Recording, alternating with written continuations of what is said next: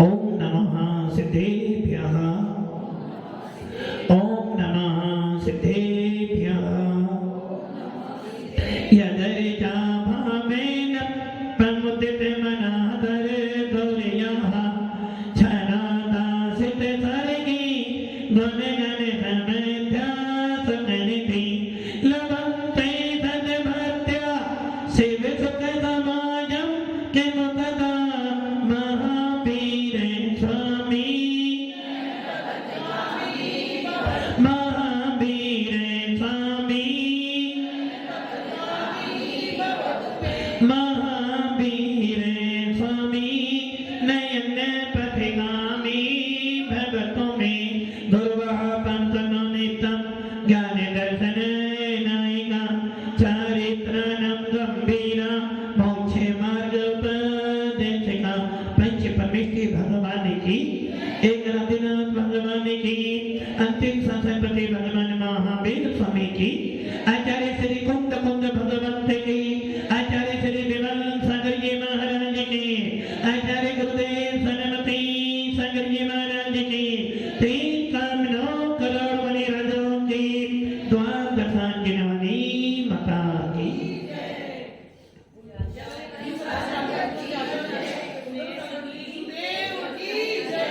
भव्य आत्मा, बड़ा ही पावन दिवस सौभाग्य है हमारा कि हमें ऐसे पंचम काल में भी भगवान महावीर की वीतराग देशना श्रवण करने को मिल रही है।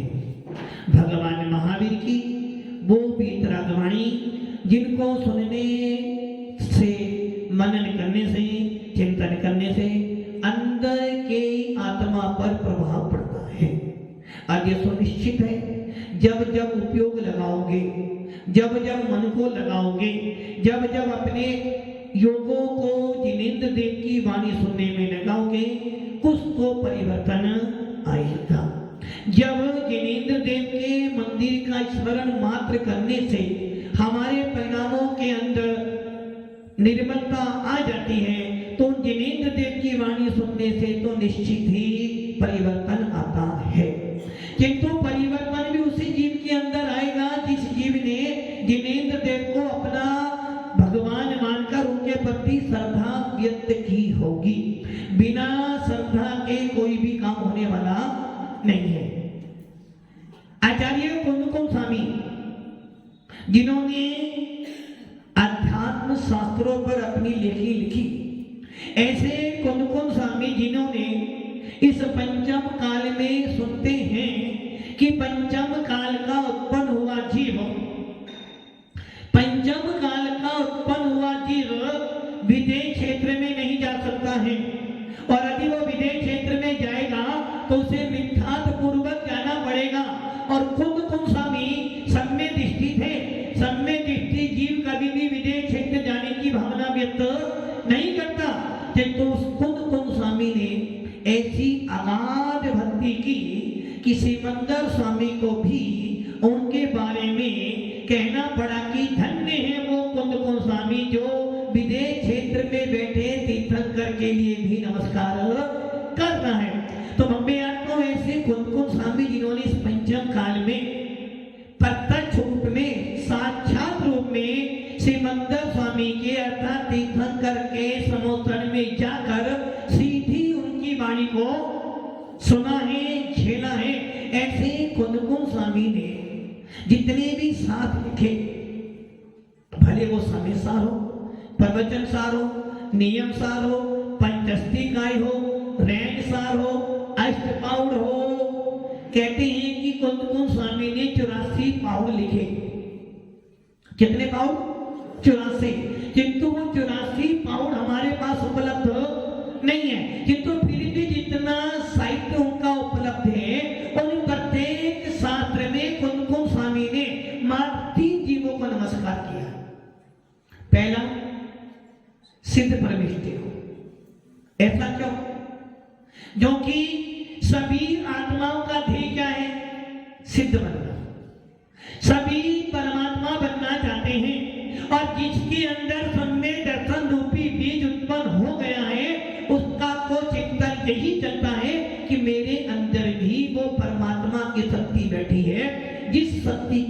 चक्र में सिद्ध पद को प्राप्त कर सकता हूं। और देखें तो आचार्य कुंदकुंज स्वामी ने जब भी कोई साथ लिखा है, हम क्या करते हैं जब भी कोई काम करते हैं तो किसने किया? डॉक्टर साहब किसने किया? जब भी हम कोई काम करते हैं क्या कहते हैं? मैंने किया। आसिफ जी किसने किया? मैंने किया। पवन जी चतुर्मास किसने करवाया? पवन जी सामान्य करवाया। अध्यक्ष कौन बना? मैं बना। और अध्यक्ष ना बनता तो चतुर्मास तो होता है, कोई ना कोई तो सारा भार किसके ऊपर गया? यदि चतुर्मास खराब होता उषा जी, यदि चतुर्मास खराब होता तो नाम किसका बदनाम होता? सागवाड़ा का। सोच लो, सोच के बताना। यदि चतुर्मास खराब होता तो नाम किसका बदनाम होता? नहीं नहीं, नाम दो जनों का नाम खराब होता। पहला नाम खराब होता चतुर्मास अध्यक्ष श्रीमान पवन कुमार, इन्हें काम नहीं करा। अब दूसरा नाम खराब होता 18,000 दशाओं वर्ष समाज के देने की था, जो कि जब भी कोई काम खराब होता वो किस पर डलेगा? बड़े व्यक्तियों पर ही। यदि घर में कोई विवाद हुआ है, घर में कोई विवाद हो गया है, सारा भार किस पर जाएगा? आपने ऐसा क्या दिया, आप ऐसा करते तो ऐसा बड़े व्यक्ति का नाम जाता है। और घर में कोई अच्छा काम हो तो नाम किसका होगा? संतोष जी किनका होगा? बड़े व्यक्ति का ही होगा। इसीलिए चतुर्मास किसने करवाया? चतुर्मास तो पूरी समाज ने करवाया, किंतु नाम किसका जाना है? चतुर्मास कमेटी का अध्यक्ष कौन है? और जब चतुर्मास पूरा हो जाएगा, सब विहार करेगा, लोग बधाई किसको देंगे? सम्मान को देंगे कि सबसे पहले पवन जी आपने बहुत अच्छा किया, ये कहेंगे ना। इसी प्रकार भव्य आत्माओं कुंदकुंज स्वामी ने क्या किया? हम करते हैं जब भी कोई काम करते तो मैंने किया, मैंने। किसने किया? वकील साहब को अस्पताल किसने बनवा? कौन बनवा रहा है? वकील साहब कौन बनवा रहा है? हमने मतलब परिवार में, सही है ना। जब भी कोई काम करते तो मैंने किया, मैंने। वैसे ही कुंदकुंज स्वामी कह रहे भैया मैंने जितना भी साथ लिखा है, मैंने जितनी भी जिनवानी लिखी है, इसमें मेरा कुछ भी नहीं है। मैं तो विदेश क्षेत्र गया, श्रीमंतर स्वामी की वाणी सुनी, और वो जो मैंने वाणी सुनी थी वही मैंने लिपिबद्ध, इसलिए इसमें मेरा कर्म सिद्धांत किसने पढ़ाया? लेना जी आपको किसने पढ़ाया? यदि माता जी नहीं पढ़ी तो आप कर्म सिद्धांत नहीं पढ़ पाते ना। किसने पढ़ाया? और यदि से पूछो भाई आपने कर्म सिद्धांत पढ़ाया क्या? वो कहेंगे भाई मैंने कुछ नहीं पढ़ाया, ये तो पूर्वाचार्यों की भाषा थी, मैंने तो उन्हीं के शब्दों को बस तुम्हारे सामने पिरोया है। उसी प्रकार कुंदकुंज स्वामी कह रहे हैं कि मेरा कुछ भी नहीं था, ये तो तीर्थंकरों की वाणी मुझे मिली, और मैंने आपको जो जो मैंने तीर्थंकर के पास जाकर या जो जो मैंने पूर्वाचार्यों से सीखा था या जो मैंने पूर्व भवों में अनुभव किया था, उसका मैंने अनुभव किया और मैंने लिख दिया, इसमें मेरा कुछ भी। उसके बाद कह रहे भैया किसकी वाणी थी? वो केवली, शुद्ध केवली की वाणी थी। जब तीर्थंकर की वाणी है, केवली की वाणी है, शुद्ध केवली की वाणी है, तो मेरा इसमें क्या है? मैंने तो उन्हीं की बातों को अपने शब्दों में लिखने का प्रयास किया। वो भी किस लिए किया? किस लिए किया? कुंदकुंज स्वामी चाहते तो शुद्धोपयोग में रह सकते थे। कुंदकुंज स्वामी चाहते तो सातवां गुण स्थान का साथी से आप परमत भाव प्राप्त कर सकते थे, किंतु वो जानते थे कि पंचम काल के अंदर सातवें गुण स्थान का स्वयं स्थान छोड़कर साथी से भाग नहीं हो सकता। और इस पंचम काल में मैं हर समय शुद्धोपयोग में बना रहूं, ऐसा भी होने वाला। हर समय में आत्मा आत्मा आत्मा आत्मा करता रहूं तो लोग पागल कहेंगे। इसलिए क्या करना? जितना समय मेरा आत्मा में जाए, जितना मेरा उपयोग शुद्धोपयोग में जाए, उतना तो अपने लिए, और बाकी जो मेरा समय बचे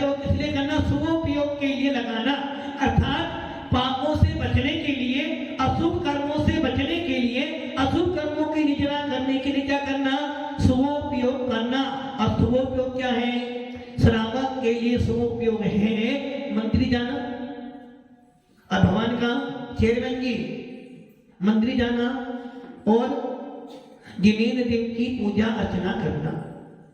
गांव में नगर में साधु मिल जाए तो उनके पास जाकर उनकी उपासना करना और उनको निर्दोष आहार करवाना। समय मिल जाए तो गुरुओं के पास जाकर जिनवाणी का अध्ययन करना और इसके बाद थोड़ा बहुत दान पुण्य कर लो। ये तुम्हारा स्वरूप योग है। मुनि राजों के लिए स्वरूप योग क्या है? अपने 28 गुणों का पालन करना, अपने 36 गुणों का पालन करना, अपने 25 गुणों का पालन करना और जिस समाज में जाओ उस समाज में जिनेंद्र देव के शासन की पताका को फहराते चले जाओ। ये उनका स्वरूपयोग है। कुंद स्वामी ने भी क्या किया? अपने स्वरूपयोग को रखने के लिए उन्होंने जिनवाणी का लेखन शुरू कर दिया ताकि मेरा उपयोग अच्छा बना रहे, मेरे कर्मों की निजरा होती रहे और आने वाले भव्य जीव, आने वाले मनुष्यों इन शास्त्रों को पढ़ के चिंतन मनन करते हुए सम्यक दर्शन, सम्यक ज्ञान, सम्यक चारित्र की प्राप्ति कर। जब हम लोग आचार्य कुंद स्वामी का कोई भी शास्त्र देखते हैं, भले कुंद स्वामी श्रीमंदर स्वामी के पास में गए और आचार्य कुंद स्वामी ने अपने गुरु का नाम जब लिखा गमक गुरु। कौन से गुरु? गमक गुरु। गमक का मतलब होता है ज्ञान देने वाला। आचार्य कुंद स्वामी ने अपने अष्टकौण में गमक गुरु अर्थात ज्ञान को देने वाला ऐसे गुरु का नाम लिखा भद्रभाऊ स्वामी। कौन भद्र स्वामी? जो शुद्ध केवली थे। शुद्ध केवली, इसलिए उन्होंने समय में लिखा केवली शुद्ध केवली भणितम। मैंने जो भी कहा है, जो मैं समय सार में कहने जा रहा हूं उसमें मेरा कुछ भी नहीं, ये सब केवली शुद्ध केवली के द्वारा कहा गया है। मैंने जैसा वेदन का वैसा वैसे मैंने उसमें लिख दिया। तो बब्बे आत्माओं पूर्वाचार्य की भाषा को ही आचार्य भगवत आगे प्रसारित करते हैं। जब हम लोग 6 डाला पढ़ते हैं, जैसा कि आप 6 डाला पढ़ रहे हो, उसमें पहला चिन्ह क्या था? 3 भुवन में सार वीतराग विज्ञानता शिव स्वरूप शिवकार नमो त्रियोग। अब यह आचार्य ने किसी भी आचार्य परमेष्टि को नमस्कार, किसी भी तीर्थंकर को नमस्कार, किसी भी ज्ञानी जी को नमस्कार नहीं किया। किसको नमस्कार करा? वीतराग विज्ञान, वीतराग विज्ञान को नमस्कार करा। इसका मतलब वीतराग विज्ञान का मतलब क्या हो गया? केवल ज्ञान। विज्ञान, वी मैंने विशेष ज्ञान। अब विशेष ज्ञान कौन सा है? मति ज्ञान, सुख ज्ञान, अवधि ज्ञान, माने परिज्ञान। ये चारों ज्ञान कहते हैं 6 औपचारिक ज्ञान है। संसार अवस्था में हर जीव को हो सकता है। मति ज्ञान, सुख ज्ञान को हर जीव में पाया जाता है। अवधि ज्ञान भी हो सकता है, माने परिज्ञान मुनिराजों को हो सकता है। और ये ज्ञान कहाँ तक है? 4 से लेकर 12वीं तक 6 औपचारिक ज्ञान है। और 6 औपचारिक ज्ञान जो होता है स्थायी रहने वाला नहीं है। इसीलिए यहाँ पर आचार्य भगवत ने क्या करा? पंडित दौलत राम जी, पंडितों का शासन नहीं है हमारा। पंकज जी, शासन किसका? हमारा पंडितों का शासन हमारा। जो पंडित मरण करे ऐसे अनंतों का शासन हमारा है। जो पंडित मरण करते हैं ऐसे अनंत भगवान हमारे शासन के नायक हैं। अथवा जो पंडित मरण करते हैं ऐसे मुनिराजों का शासन हमारा शासन है। हमारा शासन पंडितों का नहीं है, हमारा शासन तो महा पंडितों का, जिन्होंने पंडित मरण किया हो। पंडित मरण करते हैं ऐसे वीतराग मुद्रा को धारण करने वाले, ऐसे निर्गंथ मुद्राओं को धारण करने वाले निर्गंथों का मार्ग है। इसलिए 6 डाला में किसको नमस्कार किया गया? वीतराग विज्ञान। वीतराग विज्ञान, विज्ञान मैंने साइंस। तो आप किसको नमस्कार करो? साइंस को। राजमान जी, साइंस को नमस्कार करो ना, साइंस। यदि बच्चा साइंस में फेल हो जाए, यदि बच्चा साइंस में फेल हो जाए तो क्या करोगे? विमल जी, क्या करोगे? यदि बच्चा साइंस में फेल हो जाए तो उसका 1 साल बिगड़ेगा ना। और यदि एक साल टूटा तो अगले साल उसको मेहनत होना। तो साइंस बिगड़ने पर एक साल बिगड़ता है, साइंस बिगड़ने पर कैरियर डाउन होता है। और यदि 12वीं की पढ़ाई और साइंस में नंबर उसके कम आए तो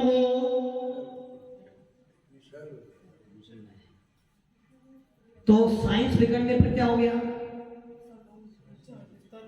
आपका पूरी लाइफ, आपका पूरा भाव, उषा जी पूरा भाव खराब हो गया। किंतु आचार्य भगवत तेरे हैं, यदि तेरा विज्ञान बिगड़ गया, क्या बिगड़ गया तेरा, यदि तेरा विज्ञान बिगड़ जाएगा, तेरा पूरा एक लाइफ नहीं, तेरा पूरा संसार की लाइफ तेरी बिगड़ जाएगी। विज्ञान, जिस साइंस के बिगड़ने पे तेरा एक बाप बिगड़ता है, जिस साइंस के बिगड़ने पर तेरी नौकरी बिगड़ती है, और जिस साइंस के बिगड़ने पर तेरा करियर डाउन होता है। आचार्य कुंद स्वामी नहीं, भगवान महावीर का शासन कहता है, यदि तेरा साइंस बिगड़ा, तेरा विज्ञान बिगड़ा, तो तेरा भाव बिगड़ जाएगा। क्योंकि विज्ञान मतलब विशेष ज्ञान, और विशेष ज्ञान कौन सा होगा, मति ज्ञान, शुद्ध ज्ञान, अवधि ज्ञान, माने परिज्ञान, विशेष ज्ञान नहीं है। क्योंकि ये ज्ञान तो क्षोभ से भी ज्ञान है, कर्मों के क्षोभ से उत्पन्न होता है। किंतु विज्ञान के साथ में विशेषण लगाया है, वीतराग विज्ञानता, वीतराग विज्ञानता। यदि तेरे विज्ञान में, यदि तेरा ज्ञान विशेष ज्ञान है, विशेष मैंने यदि तेरा ज्ञान राग देश मोह से सहित है, यदि तेरा ज्ञान कसाइयों से सहित है, यदि तेरे ज्ञान में मोह है, यदि तेरे ज्ञान में क्रोध मान माया लोभ भरा हुआ है, यदि तेरे ज्ञान में पक्षपात बढ़ा हुआ है, तो समझना तेरा ज्ञान विशेष ज्ञान नहीं हो सकता, तेरा ज्ञान विज्ञान नहीं हो सकता। और आज का विज्ञान कैसा है, पग पग पर बदलता रहता है। ऐसे ज्ञान को हम नमस्कार नहीं करते। जैन शासन उसी ज्ञान को नमस्कार करता है जो ज्ञान स्थायी होता है, त्रिकालिक होता है। जैन शासन उसी ज्ञान को नमस्कार करता है जिस ज्ञान को पढ़ने से, सुनने से, चिंतन करने से मोह का विनाश होता है। और जैन शासन उस ज्ञान को मानता है जो तीनों कालों में एक जैसा हो, कभी बदलता नहीं है। और ये सारी विशेषताएं, ये सारी पात्रताएं, ये सारी मुख्यताएं कहाँ पाई जाती हैं, वीतराग शासन में ही पाई जाती हैं। वीतराग शासन कभी बदलता, पहला काल हो, दूसरा काल हो, तीसरा काल हो, पांचवा काल हो, छठा काल हो, कर्म भूमि हो या भोग भूमि हो, गर्मी हो, सर्दी हो या बरसात हो, मुनियों की जो चर्या अनादि काल से चली आ रही है, वही चर्या आज भी है। जिनेन्द्र देव, कोई भी देश हो, जिनेन्द्र देव कैसे होती है, भगवान कैसे होते हैं, वीतरागी ही होते हैं। इसलिए कोई भी काम करना, राग देश का त्याग करना, इसलिए से कहती है विशेष ज्ञान।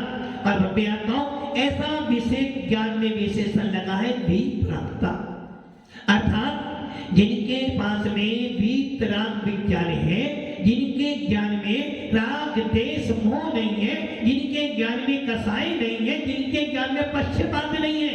गरीब आए तो भी वही बात, अमीर आए तो वही बात, जैनी आए तो वही बात, और अजैन आए तो वही बात। क्योंकि हमारे यहाँ ईश्वरवाद नहीं है, हमारे यहाँ भेद की पूजा नहीं है, हमारे यहाँ तो गुणों की पूजा होती है। इसलिए भगवान महावीर के सिद्धांत मात्र जैनों के लिए नहीं, पूरे विश्व के लिए है। इसलिए भगवान महावीर ने कहा, भैया जिसके ज्ञान में पक्षपात पाया जाता है, या जिसके ज्ञान में तेरा मेरा पाया जाता है, वो ज्ञान दोष सहित है, और दोष सहित ज्ञान कभी स्थायी नहीं हो सकता। यही कारण है कि हमारे ज्ञान में, हमारे आचार्यों ने जब भी ज्ञान की उपासना की है तो केवल ज्ञान की उपासना की, क्योंकि केवल ज्ञान कसाइयों से रहित है। केवल ज्ञान पूर्ण ज्ञान है, और केवल ज्ञान जिसको होता है वो राग देश मोह नहीं करता। इसलिए वीतराग विज्ञान, जिनके पास में वीतरागता है, अर्थात वीतरागता मतलब जिनके पास ज्ञान बढ़नी, दर्शन बढ़नी, मोहिनी और अंतराय नहीं है, जिनके पास में सत्य वचन के अलावा कोई वचन नहीं बोलते हैं, ऐसे वीतरागी शासन के अधिनायक जो 13वें गुणस्थान में सहयोग के लिए सिद्ध भगवान होते हैं, ऐसे ज्ञान को नमस्कार किया। अब आपके मन में विकल्प आना चाहिए, शंका उत्पन्न होनी चाहिए कि ऐसे वीतराग विज्ञान के अंदर कोई प्रविष्टि तो आई नहीं। जबकि हम क्या कहते हैं, संपूर्ण जीव शासन का भला करने, संपूर्ण विश्व का कल्याण करने वाला कौन है? पूरे विश्व का कल्याण करने वाला कौन है? कौन? जिन्हें आप नहीं हो, पवन जी आप नहीं, ओषा जी कौन है? पूरे विश्व का कल्याण करने वाला कौन है? जिनेंद्र। और आप? गुणी जनों को देखे हृदय में मेरे क्रोध उमड़ आवे। पवन जी, गुणी जनों को देखे हृदय में मेरे क्रोध उमड़ आवे, बने जहां तक उनकी निंदा करके चेतन सुख पावे। ये कौन करता है? जो जिनेंद्र देव के भाषण को नहीं मानता है। पूरे विश्व का कल्याण करने वाला कौन है? पूरे विश्व का कल्याण करने वाला कौन है? संपूज्य का नाम प्रतिपाले पाना यदि सामान्य तपोधनाना। बोलते हो ना, देश से राष्ट्र से गुरु शांति करो तो शांति। क्या करते हो? हे भगवान, यदि हम तुम्हारा अभिषेक भी कर रहे हैं, तुम्हारे ऊपर जल भी चढ़ा रहे हैं अन्य भाषाओं में, जिनेंद्र देव की भाषा में तो जिनेंद्र देव का हम अभिषेक करते हैं, और अन्य भाषाओं में अन्य लोगों के लिए जिनेंद्र देव पे जब जल चढ़ाते हैं, या हम जब किसी भगवान की आराधना करते हैं, हम जब किसी वीतरागी मुद्रा की पूजा करते हैं, तो हम क्या बातें हैं? भगवान मेरा नहीं, मेरा भला तो होगा, किंतु मेरे भले से पहले राष्ट्र का, देश का, नगर का भला हो। क्योंकि यदि नगर का भला होगा तो देश का भला होगा, राष्ट्र का भला होगा, मेरा भला होगा, क्योंकि मैं भी राष्ट्र में रहता हूँ। इसलिए जैन व्यक्ति जब भी जिनेंद्र देव की महापूजा करता है, पूरे राष्ट्र, पूरे देश, पूरे विश्व की भावना को रखता है कि भैया पूरे विश्व के अंदर शांति बनी रहे। जब कभी भी आप बड़े विधान करते हो, हवन करते हो, तो हवन क्या बोलते हो? पूरे विश्व के अंदर शांति बनी रहे।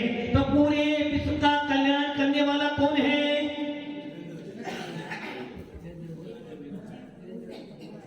महाराज जी, आपकी बात तो सारे सबने अपनी बात छोड़ने वाली है।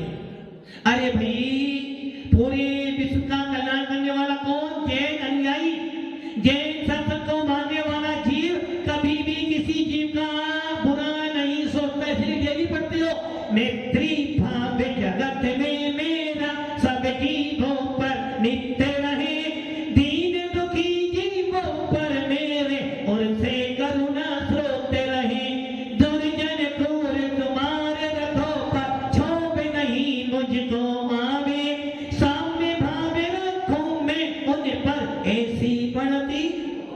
ये कौन करता है? जिनेंद्र भगवान। जिनेंद्र भगवान क्यों? पूरे विश्व का भला कौन चाहता है? जिनेंद्र भगवान। जिनेंद्र भगवान पूरे विश्व का भला करना कौन चाहता है? जिनेंद्र। हम तो चाहते नहीं चाहते ना। अरे बोलते क्या हो? मैत्री भाव बोल रहे हो, प्रमोद भावना रखते हो, कारुण भावना रख रहे हो, मानस भाव। इसलिए अरे भाई, पूरे विश्व में मेरा कोई शत्रु, इसी को कहते हैं जिनेंद्र देव का शासन। इसलिए कौन स्वामी कह रहे हैं? जो जैन है उसका कोई शत्रु। पवन जी कोई शत्रु है आपका? पवन जी कोई शत्रु है आपका? नहीं है। विमल जी कोई नहीं है। राजमल जी कोई शत्रु है तुम्हारा? कोई नहीं है। हाँ भाई, पंकज जी शत्रु कोई है? वो शत्रु किसे कहते हैं? तो तुम्हारा बुरा करे। क्या बुरा कर रहे हैं? आपका अच्छा मकान दे रहे, अच्छा घर दे रहे। अरे भैया, हमारा कोई शत्रु है नहीं, किंतु मेरे आत्मा के अंदर अनंत कर्म बैठे हैं जो मुझे अभी तक सिद्धत्व की प्राप्ति करने नहीं दे रहे हैं। किंतु पवन जी करे हमारा शत्रु है ही नहीं, शत्रु कोई नहीं है। पवन जी कोई शत्रु नहीं। सोचो, कुछ शत्रु है ही नहीं आपका। ज्ञाना मांगी, दर्शना मांगी, वेदनी, मोहिनी, आयु, नाम, गोत्र, शत्रु नहीं। अच्छा, जो भैबा वो शत्रु है या नहीं आपका? नहीं है, पक्का नहीं है शत्रु। सोच लो। और मैडम शत्रु नहीं है ना? तुम्हारी मैडम ही है, ये घर के लोग तुम्हारे शत्रु हैं जो तुमको मोक्ष मार्ग में आने से बार बार। जब पंडित जुगल केशोरी की पूजा पढ़तो देवता गुरु की, उसमें था जिनके श्रृंगारों में मेरा जे महंगा जीवन घुलता है। अरे भव्य आत्माओं, यदि मैडम ना होती तो तुम भी महाराज पवन जी अर्थ कहां पर आ रही है बना करने में। जब यहाँ देखते हो तो, जब इन तपोन को देखते हो तो अंदर से होता है कि चलो भाई रहे सदा संग होने का, और जब घर वाले देखते हो तो मोह मोहम्मद पियो अनादि भूले आपको। इसीलिए आचार्य कुंद कुंद स्वामी कह रहे हैं घर के लोग जगह ठग ठग, वो तुम्हें ठग रहे हैं, अपना स्वार्थ साधने के लिए आपका इस्तेमाल कर रहे हो, और आप ऐसे पागल हो, ऐसे मूर्ख हो, मूर्ख नहीं मूर्खों से शिरोमणि जो उनके मुंह में पढ़ पढ़कर अपने भगवान आत्मा को खो रहे हो। और जब इनके पास आते हो मारा की नहीं इच्छा तो होती है, इच्छा तो क्या की आत्मा भगवान बनने की इच्छा तो है, महाराज बनने की इच्छा तो है, किंतु तुम्हारा क्या करें, घर के लोग छोड़ते ही नहीं है। कितना असत्य बोल रहे हो, घर के लोग तुम्हें नहीं छोड़ते, आप मुझे नहीं छोड़ रहे हो। तो इसलिए बब्बे आत्माओं, पूरे शासन का भला करने वाला कौन है? जैन अनुयायी। जैन व्यक्ति कभी किसी को शत्रु नहीं बनता। मतभेद हो सकते हैं, और मतभेद तो एक घर में अनंत हो सकते हैं। मतभेद हो कोई डर नहीं, किंतु मनभेद नहीं होना चाहिए। और जो मनभेद कर लेते हैं समझना वो कभी जैन शासन का अनुयायी नहीं हो सकता है। घर में रहते हो, पांचों उंगली एक जैसी है, कुलदीप जी कैसी पांचों उंगली एक जैसी नहीं है। घर के सारे कपड़े एक जैसे ही हैं, घर के सारे बर्तन एक जैसे नहीं है। तो जब तुम्हारे घर के बर्तन एक जैसे नहीं है, खाना एक जैसा नहीं, कपड़े, तो पांचों उंगली कैसे हो सकती है? और जब पांचों उंगली एक नहीं है तो हर व्यक्ति का विचार, हर व्यक्ति की धारा, हर व्यक्ति की सोच एक जैसी, यदि एक जैसी सोच हो जाए, यदि सभी जीवों के परिणाम एक जैसे हो जाए, वो गुलिस्तान है, नौमा गुलिस्तान। और वो गुलिस्तान तुम्हारा पंचम काल में, तुम्हारा क्या इन मुनिराजों का भी नहीं होने वाला और हमारा भी नहीं होने वाला। इसलिए बब्बे आत्माओं, जैन व्यक्ति कभी भी किसी का बुरा नहीं करता, नहीं सोचता तो होगा ना, सोचता है ना। यदि आपने विचार कर लिया, अरे भैया तेरे विचार करने से सामने वाले का बुरा, पवन जी हो जाएगा। पवन जी को कल सीएम पद मिल जाए, पवन जी हम हमारा बारे मिल जाए, हमको मिल जाएगा क्या? क्या अनुभव ये ध्यान में करना, हमारे सोचने से कुछ नहीं होना, किंतु आचार्य भगवान कह रहे सोचो तो अच्छा सोच, क्योंकि तेरी अच्छी सोच तेरे कैरियर के लिए लाभदायक है। तेरी अच्छी सोच तेरा उत्थान करेगी, और तेरी अच्छी सोच तेरा प्रमोशन करेगी। कर भला होगा बुरा, नहीं पक्का। और जब शाम को सवाल पूछे तो सबसे पहले हाँ, कर भला होगा भला, कर बुरा होगा बुरा। इसलिए बब्बे आत्माओं, पूरे विश्व का कल्याण करने वाला कोई शासन है तो जिन शासन है, और जिन शासन का प्रत्येक अनुयायी मतभेद हो चलेंगे, किंतु मतभेद नहीं करना। इसलिए कुंद स्वामी ने अपने शास्त्र में 3 परमेश्वरों का नमस्कार करा, केवली, शुद्ध केवली और सिद्ध भगवान को नमस्कार करा। ऐसे केवल ज्ञान को प्राप्त करने के लिए हम सब भी इस संसार अवस्था में जिन शासन के अनुयायी बनकर, जिन वाणी का अध्ययन करते हुए इस चेतन परमात्मा के अंदर, अपनी आत्मा के अंदर उस भेद विज्ञान को उत्पन्न करें, जिसके बल पर हमें केवल ज्ञान की प्राप्ति हो। ओम नमः सिद्धेभ्यः।